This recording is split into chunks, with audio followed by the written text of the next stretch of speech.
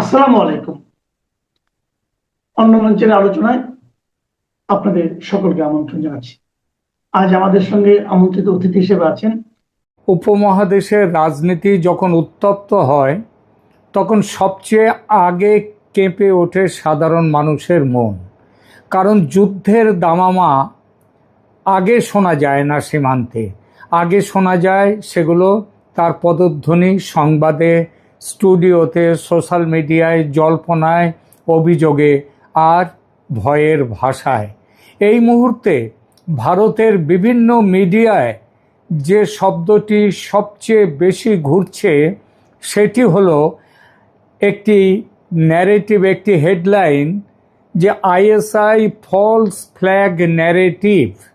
অর্থাৎ এর মানেটা হচ্ছে ঘটনা ঘটার আগেই এটাকে সাজানো বা রটনা বলে দিয়ে ঘাড় থেকে দায়িত্ব ছেঁটে দেওয়ার চেষ্টা বা অপরাধকে ঢেকে দেওয়ার চেষ্টা। হঠাৎ করেই পাকিস্তানের আইএসআই বলতে শুরু করেছে ভারতের ভেতর ভারত নিজে থেকে কোনো সন্ত্রাসী হামলা ঘটিয়ে তার দায় পাকিস্তানের ওপর চাপিয়ে দেবে এবং তারপরে যুদ্ধ শুরু করে দেবে। এই কথার আড়ালে লুকিয়ে থাকে এমন সম্ভাবনা যে ভারতের সন্ত্রাসী হামলা ঘটাবে পাকিস্তান, কিন্তু নিজের দায় নেই সেটা আগেভাগে বলে রাখছে। এমন সন্দেহ করা আদৌ অস্বাভাবিক নয়। আর তাই ভারতের প্রতিরক্ষা মন্ত্রী রাজনাথ সিং পাকিস্তানকে সতর্ক করে বলেছেন, কোনো মিস অ্যাডভেঞ্চার হলে ভারতের জবাব হবে ডিসিসিভ বা নির্ণায়ক এবং চূড়ান্ত এবং আনপ্রেসিডেন্টেড, মানে যেরকম তীব্রতা আগে কখনো দেখা যায়নি। সাদা বাংলায় গত বছরের অপারেশন সিন্দুর যদি সেমিফাইনাল হয়ে থাকে তবে এবার হবে ফাইনাল। এখন প্রশ্ন হলো, এটা কি শুধু আর একটা টেলিভিশনের জন্য ন্যারেটিভ, নাকি সত্যি এমন কোনো প্রস্তুতি চলছে যেখানে হামলার আগে গল্প লেখা হচ্ছে আর ঘটনার আগেই তার দায় কার ঘাড়ে যাবে, মানে নিজের ঘাড় থেকে অন্যের ঘাড়ে তুলে দেওয়ার একটা চেষ্টা, সেটাও ঠিক করে রাখা হচ্ছে। আজকের ভিডিওতে আমি কিন্তু একটা কঠিন কিন্তু জরুরি প্রশ্ন তুলব। এটা হলো, ভারত পাকিস্তান উত্তেজনা কি শুধু পশ্চিম সীমান্তে, পাকিস্তানের সীমান্তেই সীমাবদ্ধ থাকবে, নাকি এর ছায়া ধীরে ধীরে পূর্ব সীমান্তের দিকেও এগোবে এবং এগোনো শুরু করে দিয়েছে কিনা? বাংলাদেশ, পশ্চিমবঙ্গ, সীমান্ত রাজনীতি এবং অ্যান্টি ইন্ডিয়া মোবিলাইজেশনের নতুন এক পর্ব শুরু হয়েছে কিনা পূর্ব সীমান্তে, সেটা নিয়ে কথা বলবো। সহজ ভাষায় বললে ফলস ফ্ল্যাগ ন্যারেটিভ হলো আগে ভাগে একটি গল্প ছড়িয়ে দেয়া, যাতে ভবিষ্যতে কোনো হামলা, বিস্ফোরণ বা সন্ত্রাসী ঘটনা ঘটলে সঙ্গে সঙ্গে বলা যায়, আরে এটা তো আমরা আগেই বলেছিলাম এরকমই হবে, এটা সাজানো, এটা অন্য কারো কাজ, ভারতের নিজের কাজ, কিন্তু দায় চাপানো হচ্ছে আমাদের ওপর। অর্থাৎ গুলি ছোড়ার আগেই ব্যাখ্যা তৈরি, রক্ত পড়ার আগেই অজুহাত তৈরি। এবং সবচেয়ে ভয়ঙ্কর ব্যাপার হলো, এই ধরনের ন্যারেটিভের কাজই হলো সত্যকে ঝাপসা করে দেয়া। ভারতের কিছু মিডিয়া রিপোর্টে দাবি করা হয়েছে আইএসআই সমর্থিত বা পাকিস্তানপন্থী নেটওয়ার্কগুলো মিডিয়া অ্যাম্প্লিফিকেশন, বট অ্যাক্টিভিটি এবং ডিজিটাল মেসেজিংয়ের মাধ্যমে এই ফলস ফ্ল্যাগ লাইনকে সামনে নিয়ে আসছে। এই রিপোর্টগুলোর মূল বক্তব্য হলো, ভবিষ্যতে যদি কোনো বড় নিরাপত্তা ঘটনা ঘটে ভারতে, তাহলে তার দায় অস্বীকার করার জন্য আগেভাগেই একটা কাউন্টার ন্যারেটিভ তৈরি করে রাখা। আর সেই চেষ্টাটা শুরু করে দিয়েছে পাকিস্তানের আইএসআই। আমাদের উপমহাদেশের ইতিহাস বারবার দেখিয়েছে, যখন পলিটিক্স ব্যর্থ হয় তখন প্রোপাগান্ডা সক্রিয় হয়, যখন ডিপ্লোমেসি আটকে যায় তখন ডিসইনফরমেশন বা অপপ্রচার গতি পায়, আর যখন বাস্তবে কিছু করার সুযোগ কমে যায় তখন ন্যারেটিভ হয়ে ওঠে বড় অস্ত্র। 2025 সালে পহেলগাঁও হামলার পর ভারত পাকিস্তানের সম্পর্ক দ্রুত অবনতি হয়েছিল। সেই অবনতি পরে সামরিক সংঘাত পর্যন্ত গড়িয়েছিল, আপনারা জানেন। এই পটভূমি মাথায় রাখলে বোঝা যায় এখন ভারত কেন ন্যারেটিভ ব্যাটেলকে এত গুরুত্ব দিচ্ছে। আইএসআই যেটা বলছে সেই কথাকে কেন গুরুত্ব দিচ্ছে, কারণ তখনও কিন্তু পহেলগাঁও ঘটনার আগেও পাকিস্তান কিন্তু একই টাইপের কথা বলেছিল। ভারতের আশঙ্কা আবার পহেলগাঁও ধরনের কোনো মামলা শিগগির হতে পারে ভারতের ভূমিতে, কারণ পাকিস্তান আগে ভাগে গেয়ে রাখছে তারা কিছু করেনি। রাজনাথ সিংয়ের বক্তব্যকে তাই হালকাভাবে নেয়ার সুযোগ নেই। তিনি পরিষ্কার বলেছেন, পাকিস্তান কোনো মিস অ্যাডভেঞ্চার করলে ভারতের এবারের প্রতিক্রিয়া কঠোর হবে। অপারেশন সিঁদুরের চেয়ে ঢের বড় প্রতিক্রিয়া হবে এবার। এ ধরনের ভাষা মোটেই জনসভার ভাষা নয়, এটা স্ট্র্যাটেজিক মেসেজিং।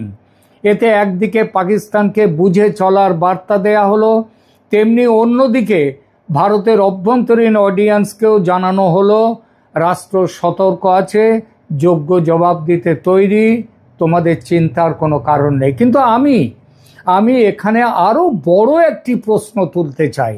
যদি পশ্চিম সীমান্তে সরাসরি কিছু নাও ঘটে, তাহলে কি ইস্টার্ন থিয়েটার ব্যবহার করতে পারে পাকিস্তান? সেই হামলার রুট কি হতে পারে বাংলাদেশ থেকে পশ্চিমবঙ্গ রাজ্য? বাংলাদেশের ভেতরে থাকা কোনো sleeper support structure, sleeper cell, যারা ইতিমধ্যে পশ্চিমবঙ্গে নিজেদের শেকড় শক্ত করেছে, এই শিকড়কে ব্যবহার করে কি কোনো সন্ত্রাসী হামলা গড়ে তুলতে পারে আইএসআই পশ্চিমবঙ্গের মাটিতে? দেখুন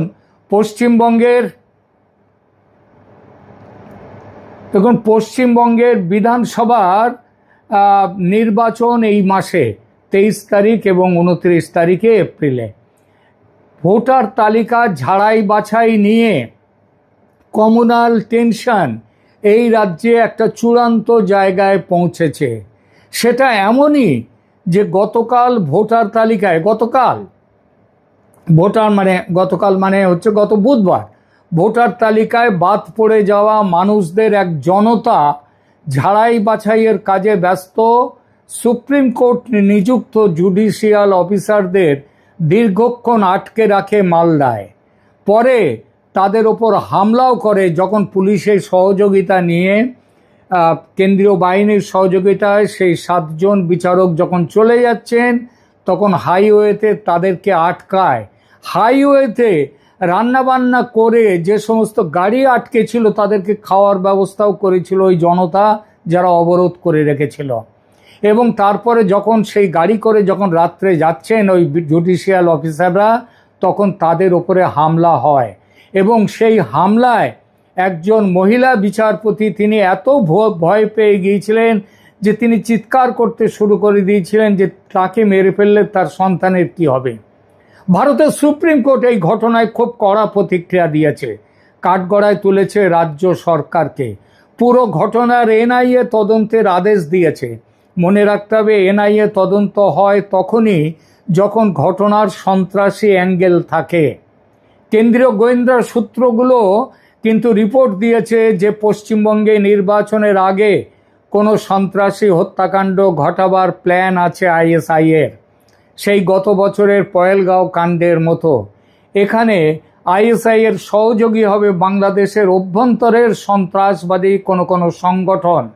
মোহাম্মদ ইউনূসের 18 মাসের শাসনে যারা বাংলাদেশে মজবুত করেছে নিজেদের ভিত, লক্ষ্য করলে দেখা যাবে তারেক রহমান সরকার ক্ষমতায় আসার পর প্রথম দিকটায় এইসব মৌলবাদী সন্ত্রাসীরা একটু থমকে গিয়েছিল, তারা আবার মাথাচাড়া দিয়েছে এবং পশ্চিমবঙ্গের নির্বাচনকে সামনে রেখে এই শক্তিকে দিয়ে বড় কিছু করতে চলেছে পাকিস্তানের আইএসআই এই পশ্চিমবঙ্গের মাটিতে। মালদায় তার ড্রেস রিহার্সাল হয়েছে গতকাল।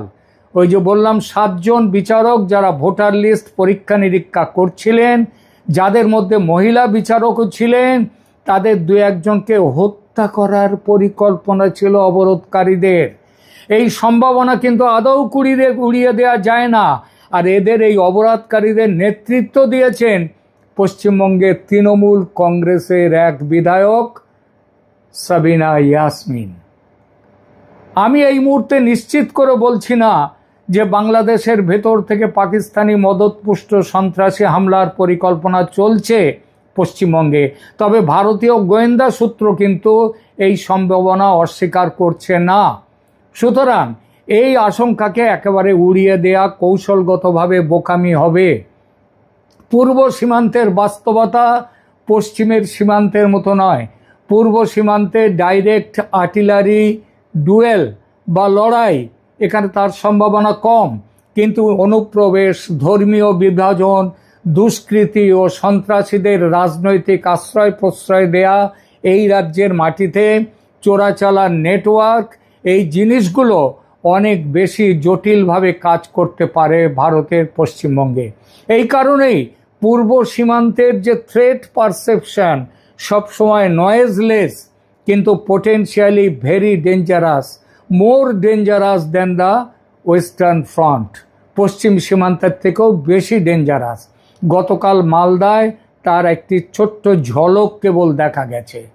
বাংলাদেশের রাজনীতির দিকে তাকালে দেখা যায় অ্যান্টি ইন্ডিয়া সেন্টিমেন্ট আবার নতুন করে মোবিলাইজ হতে শুরু করেছে বাংলাদেশে।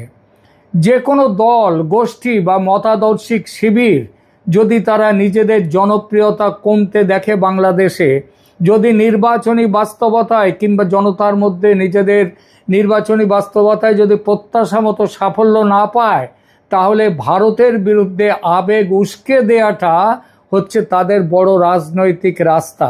এই জায়গাতেই নির্বাচনে পরাজিত জামায়াত প্রসঙ্গটি রাজনৈতিকভাবে গুরুত্বপূর্ণ।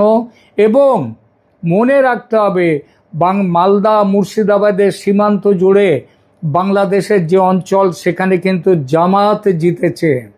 জামাত তারাই জিতেছে এবং তাদের ওখান থেকে এই হরগোবিন্দ দাস এদেরকে যে হত্যা করা, বাপ বেটাকে হত্যা করতে যে যারা এসছিল, যে জনতা, সেই জনতার একটা বড় অংশ কিন্তু বাংলাদেশ থেকে চলে এসেছিল। আমি এটিকে এখানে নিশ্চিত তথ্য হিসেবে নয়, বরং একটি রাজনৈতিক হাইপোথিসিস হিসেবে নিচ্ছি।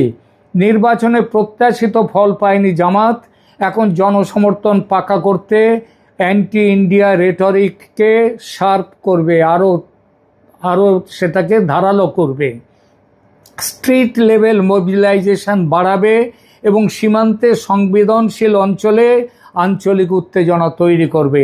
এসব পুরনো ও পরিচিত কৌশল তাদের। আর এই সব কিছুর ওপর আইএসআইয়ের ভূমিকা তো আছেই। এই পুরো প্রেক্ষাপটে পশ্চিমবঙ্গকে আলাদা করে দেখতে হবে, কারণ বাংলাদেশের মৌলবাদী সন্ত্রাসীরা এই রাজ্যে ভালোভাবে জাঁকিয়ে বসেছে। আর এর সুযোগ নিয়ে আইএসআই যদি পহেলগাঁওয়ের মতো কোনো সন্ত্রাসী কাণ্ড ঘটায়, তাতে পাকিস্তানের বড় সুবিধা এবং দায় পড়বে কিন্তু বাংলাদেশের ঘাড়ে। ভারতের জবাবি হামলা পাকিস্তানে হবে না, হবে বাংলাদেশে। ভোগান্তি যা হওয়ার হবে বাংলাদেশের মানুষের। সেই পথে চলতে শুরু করেছে কিন্তু বাংলাদেশ। পরিণাম ভারতের শক্ত প্রতিক্রিয়া, যেটা হবেই। এই পথে যেতে ভারত যাতে বাধ্য না হয়, তার জন্য বাংলাদেশের গোয়েন্দা প্রধানকে ভারতে ডেকে ভালোভাবে বুঝিয়ে দিয়েছেন ভারতের ডিজিএফআই প্রধান।